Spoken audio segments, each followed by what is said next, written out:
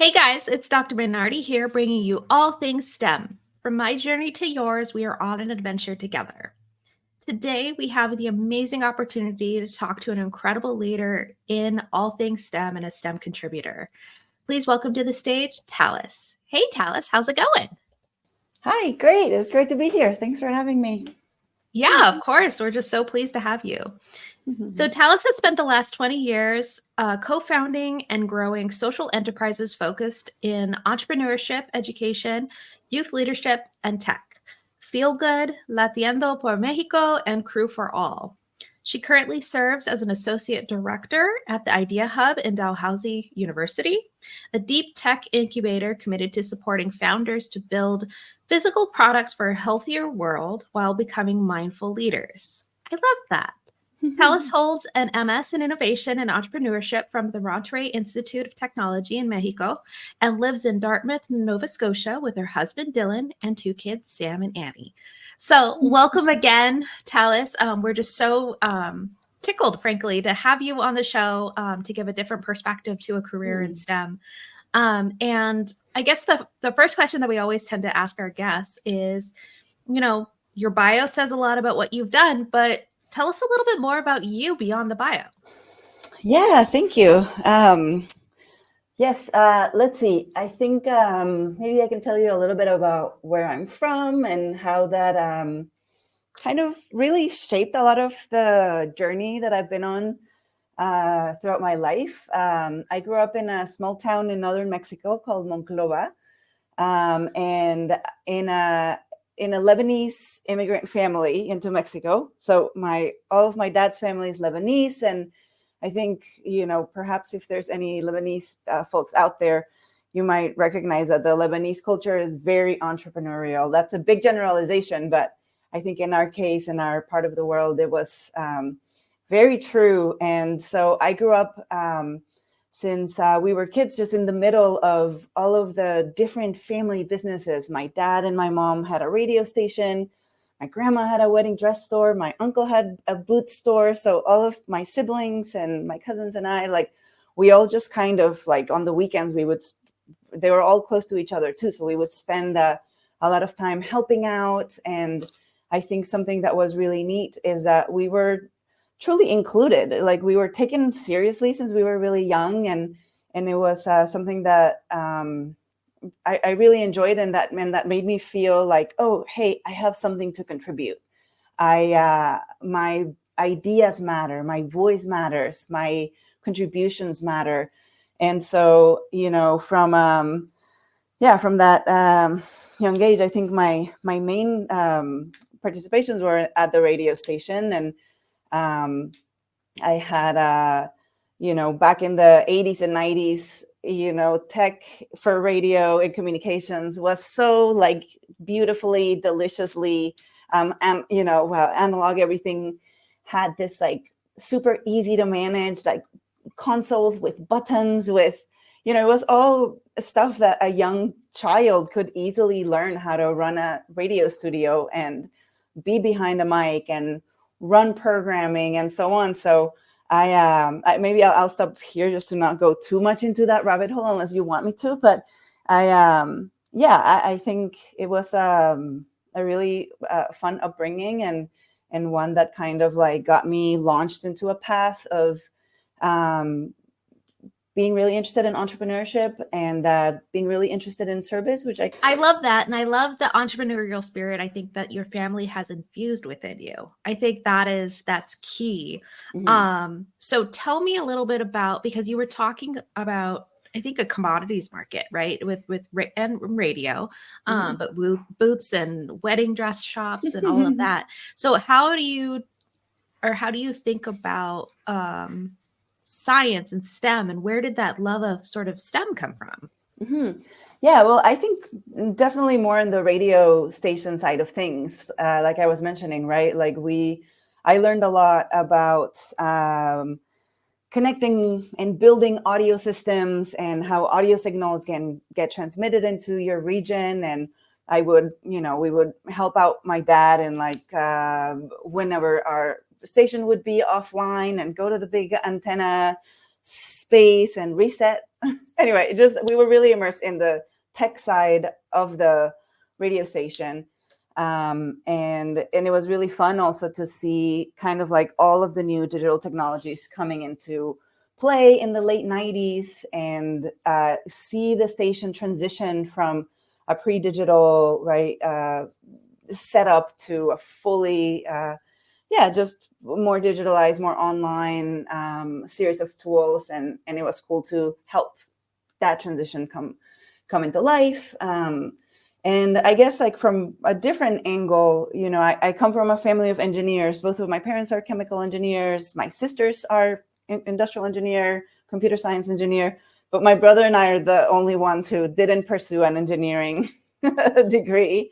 I pursued a sociology and business undergrad. And then I think my professional path into tech came less so from a initial like falling in love with technology per se, as like these are the means to the ends for me, right? I think for me, one of the big questions that shaped the way that I've made decisions into what should I do, what is my purpose, what is my role in the world, was kind of a realization that I had being a part of a lot of leadership youth groups since I was young, and then being a leader in youth groups. Like I kind of grew up in that that kind of movement. And I think one of the things we used to talk about a lot is that what brings us meaning in this life is to be of service, to help out. There's this wonderful book by Jane McGonigal that's called Reality is Broken: Why Games Makes Us Better and How They Can Change the World. And one of her quotes in that book says that games make us happy because they are hard work that we choose for ourselves. And it turns out that almost nothing makes us happier than good hard work, which is a fascinating statement. And I think for myself, I would add then nothing makes us happier than good hard work for something greater than ourselves, or for something that contributes to the well-being of our community, of our families, of the world ultimately, right? And in the generational journey that we are in the middle of, our generation has something to contribute. Each one of us has something to contribute. And I think for me, how do we answer that question? What do I have to contribute? And I think some hints that have been helpful for me have been looking at three things. One is what are the issues in the world that I feel connected to, that are very real to me, that I have a passion for, right? The world is full with opportunities for improvement, and it's full of pain. And each of us, I believe, have something in our heart that connects us to specific issues for multiple reasons. Our backgrounds, our passions, our, what's in our heart, what's in your heart that you are recognizing in the world that needs help. Two, what are your passions? Perhaps your passions are in tech, in computer science, in medical, the medical field, in engineering, helping fix and build things. And then finally, where am I? Given where I am, how can I respond to what the world needs and what I have in my heart to contribute through my passions? So it's that kind of like continuously thinking, where am I? What does the world need? What do I have to give? That has kind of shaped my career in many ways, right? So I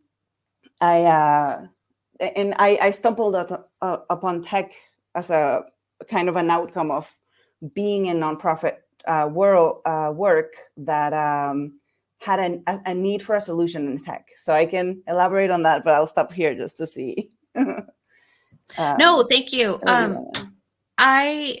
That resonated so well with me, because that is essentially the assessment that I did at the end of my PhD and why I pivoted. Because I was not connected to the work that I did with respect to, it was very theoretical. I couldn't draw a bigger conclusion beyond myself and beyond just continuously writing grants. I had a passion for applying what I knew to health. And so I knew that would be like a great place. And then where I was at a perfect apex in my life in which that I could actually pivot well. and I wasn't, I wasn't held by a family. I wasn't held by confines geographically. And so like, there are aspects of that. So that resonates, I think, precisely. And that is sort of the, what I loved about what you just said was the self-reflection that it mandates on someone.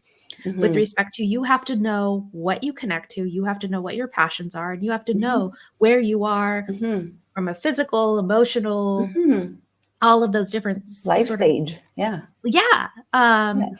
In order to understand like where you could take it to the next level and where you could maybe pivot or maybe stay and then pivot at a later date, because it's not easy for you to flex at that point in time. So absolutely. I can value that. I mean, I love that. And I think that is a lot of when students are thinking about, and students of all ages are thinking about, do I want to go to undergrad? Do I want to go and get a grad program? Do I want to go get a PhD? What industry vertical am I going to? You have to think about and assess yourself in those sort of questions, if they are appropriate. Absolutely. And I think another thing that I like about thinking of those three questions is that it assumes that we have something to contribute every stage of life. We don't have to wait to grow up or to finish college or to reach this milestone or this other milestone to feel like we can have a purpose and we're living our life mission. I feel like at every age, when we're even as tiny kids in elementary school and middle school and high school and in college, at every stage of our life, we have something to contribute. We see needs around us, and it can be as close to home as our neighbors and our family or our school, right? And those contributions matter. They are life-giving to you. They're life-giving to your community. And then I think they also kind of set us on a path that is very real for even us, at our age, much older than folks listening in high school and college, potentially to this podcast, right? Where it's very real that people our age are now having multiple careers. We're having pivots in our life. We pursue entirely different fields, and that's totally wonderful and fine and okay. And we can kind of trust that we are exactly where we are meant to be. And if our contribution and our response to the world and it changes in a few years, that's okay, right? It's all part of the journey and part of just living this beautiful life, right? Well, and I think also is that your contributions from a past will then just build, right? That's a good point. And that you can not only evolve yourself, but you can also use those sort of past experiences to then sort of educate the next foray, right? I think a tangible example that is part of our mission at STEM From is understanding how does STEM and the skills built within any STEM education then can foster and create really fabulous careers, no matter where you pivot into, because those seminal skills are ubiquitous and can be translated to pretty much any industry vertical or any, if you want to jump from traditional science to technology or engineering, you can do that. And you just leverage those skills. And from liberal arts and social sciences into tech and other STEM fields, right? I think, I don't know if this is a good time, but I would love to share just a little bit of what were the different things that we were solving for in our nonprofit that kind of led us to start a tech nonprofit organization. Let's do it. Awesome. I love it. Great. So for my journey in tech started with a nonprofit that my best friend and I started in college called FeelGood. And FeelGood was a small student movement at the University of Texas at Austin, where we were really giving away grilled cheese sandwiches out of a tent and a table and 2 George Foreman grills as an opportunity to start a conversation with our peers in our community about the end of poverty around the world. So we were making sandwiches. We would give them away for whatever feels good. That's why it was called Feel Good.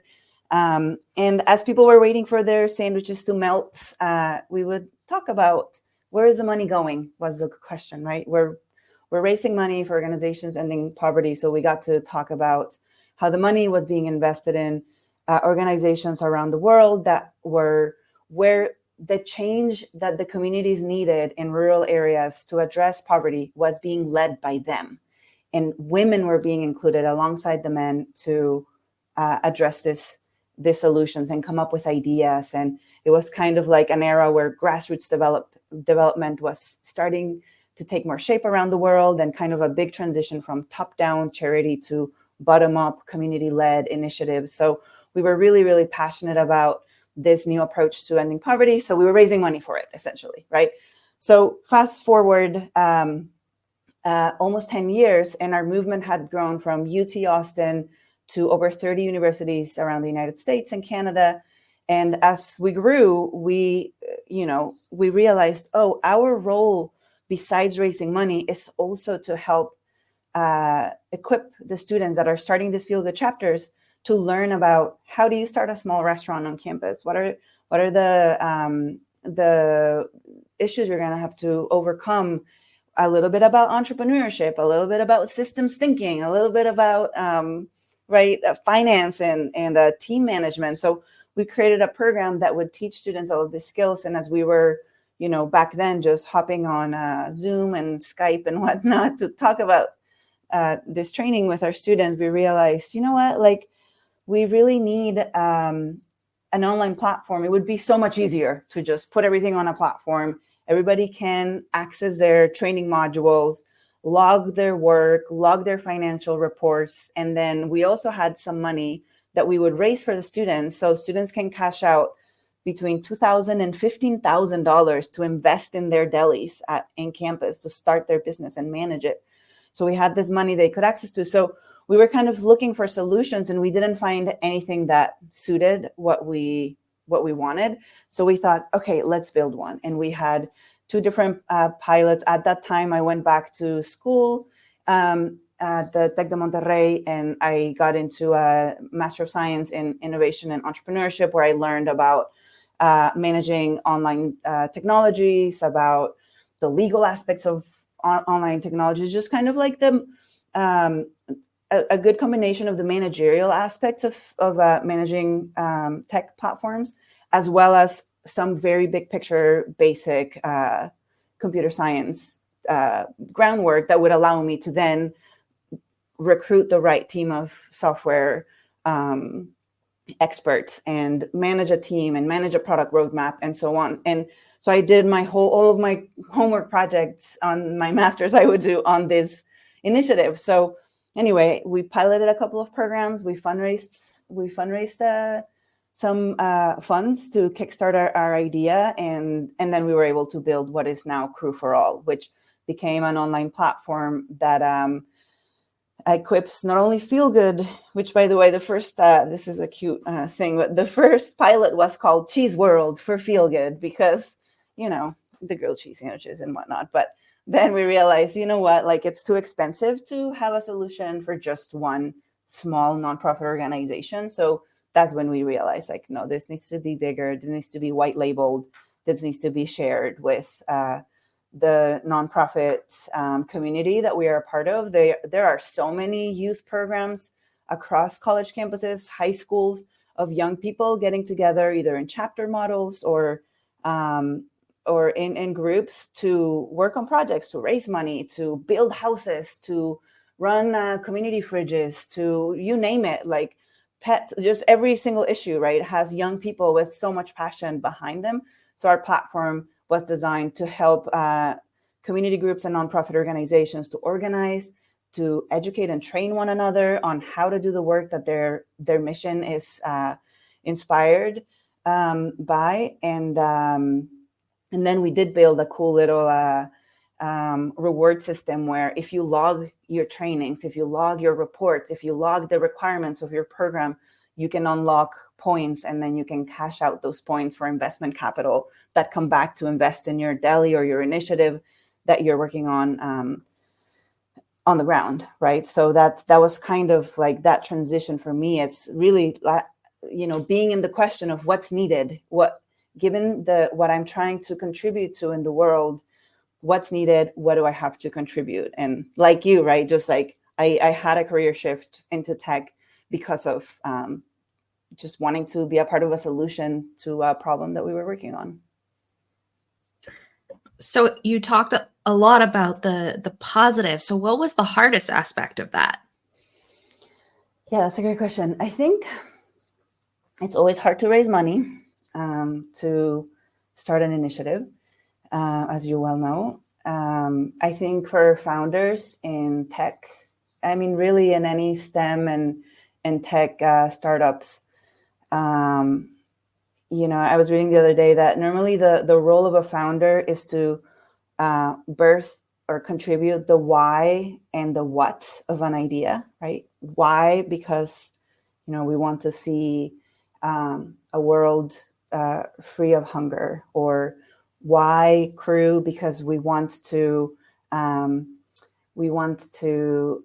make it easy for communities working on issues to organize, right? What is your why? And then the what. Is this a tech platform? Is this a restaurant model, etc.? Like whatever your what is. But then like as a founder, then you have to convene the right team to work on the how. Nobody can possibly have all of the skills that a startup needs, right? So I think what's one of the things that were hard were it was easy to come up with the why and the what and even the how. We had working with so many college students, we were able to put together an amazing team of young people to build this platform and whatnot. I think then the skills that we needed to grow, to develop a sales strategy, to develop a self-sustaining business model took a lot of iterations. It took, just a lot of stress, quite honestly, to keep a team getting paid every month. So I would say that was probably one of the hardest ones. Yeah. Oh, preach on that. I am feeling that. Yes. So that's fabulous. And I think your work has been such a contribution. Can you tell us a little bit about your day job now? Yeah, definitely. So as Crew has become established, which yet again, right, like talk about things that are difficult. Crew's been online for almost 10 years. It has, we've been able to run on a very lean budget and have like a very cool community, a very cool business model where the nonprofits using Crew who have funds to contribute, and the ones who don't. So it's very crowdsourced and very community-led in that regard. So I think what we realized with Crew in the last year and a half was that everything in life has cycles and beginnings and ends, and nothing necessarily needs to live forever. It's okay for an idea to make a contribution into the evolution of a space, and then let others continue that thread, right? All of the threads of all of the products that we work on, the ideas that we work on, like we're not the only ones thinking about them. We are a part of a very connected planet. Somehow it seems like as humans, we even share a little bit of our brains with one another as we are thinking of similar ideas roughly around the same time, right? Like you see this with inventions so much, like, oh, that year, 5 different people came up with like the concept of how to implement electricity, or I don't know, right? Like, so all to say, for Crew, I'm philosophizing too much, but for Crew, we realized, okay, Crew it's not in the cards. It's not coming in the cards for us to raise like $5 million to do like a full revamp. Technology is changing every day. How are we gonna integrate AI? How are we gonna integrate, if you're not, sometimes you just need an extra influx of cash to like reinvent what you're doing and even pivot a little depending on what's needed, right? But so we didn't get to that point with Crew. So we realized Crew is free. Let's continue giving it out as a gift to our community, and by X year we'll turn it off or we'll merge with someone. So we're in that question right now. But what we've done in the meantime is made it really lean. The product is finished. We're iterating on it ever so slightly. And so the core team essentially said like, okay, it's time for us to let go and see what's next for us in our lives.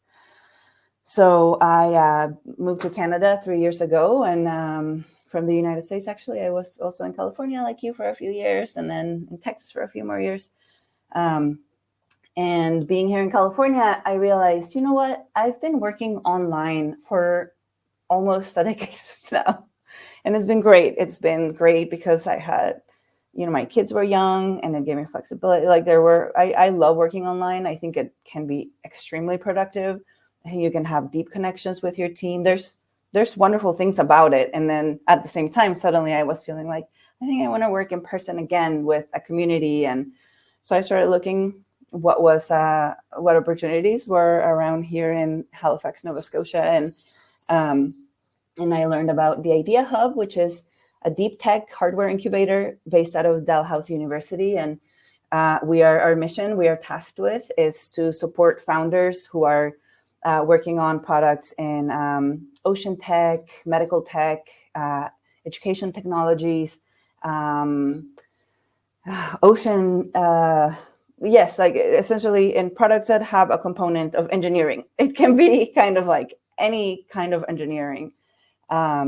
We provide support through programming on entrepreneurship and also on prototyping and design thinking to help folks bring their idea to life. We have a program that helps them bring their idea, just explore an idea. The next one helps people go from idea to operational prototype. And then our third program, it's a residency. And for 2 years, companies can be in the space and work on not only the different iterations of their prototype to get ready for manufacturing, but also they get access to coaching and business advice to make sure they're setting up their company the right way, that they're connecting with their customer effectively, that they're setting up the right kind of customer pilots and getting ready for fundraising and all the multiple aspects that it will entail for them to truly launch as a company.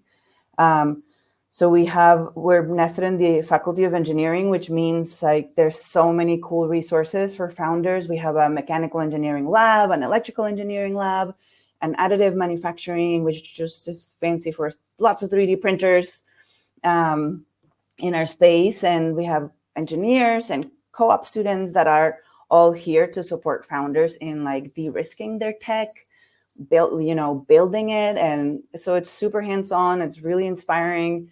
And so I serve as our associate director, which is just another word for operations director.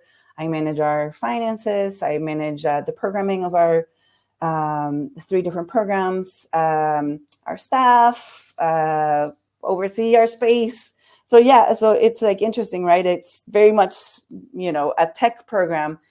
And there's always just such an important management role for any tech solution that, you may or may not need a tech degree to be an engineer. Like in this case, I'm supporting pretty much all engineers and PhDs and scientists and medical doctors, even though that's not my background, right? Like the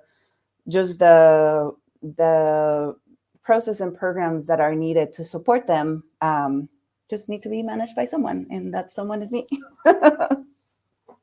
No, I love that because you also get to interact with a variety of different people. I think that is key, right? It's so that's like the inspiring. coolest. It's the coolest part of your job. Absolutely. It's so funny because when you're in operations from a variety of different means, it's like, oh, I got to go talk to marketing. Oh, I got to go talk to these just wicked smart engineers that every third word I don't understand what they're saying. But hey, you know what? I like, I'm learning. Yeah, absolutely. Yeah. So, what is the best part of your job, and what is the most challenging aspect of your job? I think the best part of my job, like you say, is just being in contact and in relationship with so many entrepreneurs who are building such cool tech, right? That are trying to address like global climate change and global warming by coming up with very cool carbon capture solutions, or people building tiny sensors for VR training for operating rooms. And, it's just super inspiring. It takes a lot of courage to have an idea and to believe that you are going to bring it to life, right? So it's just by default, it's super inspiring to work with and support all of these entrepreneurs and founders. And I would say, let's see, challenging part of our job, I think probably similar, right, to as my previous jobs, being in an operations role, being in a, leadership role. I think looking after, doing as much as we can with the funds that we have and being effective and efficient and, getting ready for the next fundraising round and, keeping continuing to be accountable to all of the metrics that we set out to accomplish with the different grant cycles. Like there's just, again, I think, and it's not that it's, it's part of the job 100%. It's just like an endless, it's just an endless train, right? Again, fundraising and convening and bringing in the means that it takes to run a program, to build an idea. Someone's got to do that work, and it can be stressful. No, that's totally fair. I mean, and that's part of academia, right? And part of nonprofit life. So I think you should be pretty much used to it. And honestly, yeah. And part of everything is part of corporate tech companies, is part of hospitals being alive. It's part of any engineering firm. It's truly like sales and fundraising are just a core aspect of any organization that we find ourselves in, right? Oh, absolutely. Mm-hmm. That's precisely it. And I would say I agree with you on the challenge. That's like the biggest challenge. I do agree. So we're nearing the end of our time. This has been a wonderful conversation. And I do want to ask the question that I always ask our guests at the very end. But, if you were to rewind time to about, 10, 15 years ago, what sort of wisdom would you have imparted on a young Talis that, is hindsight 2020? Oh, that's great.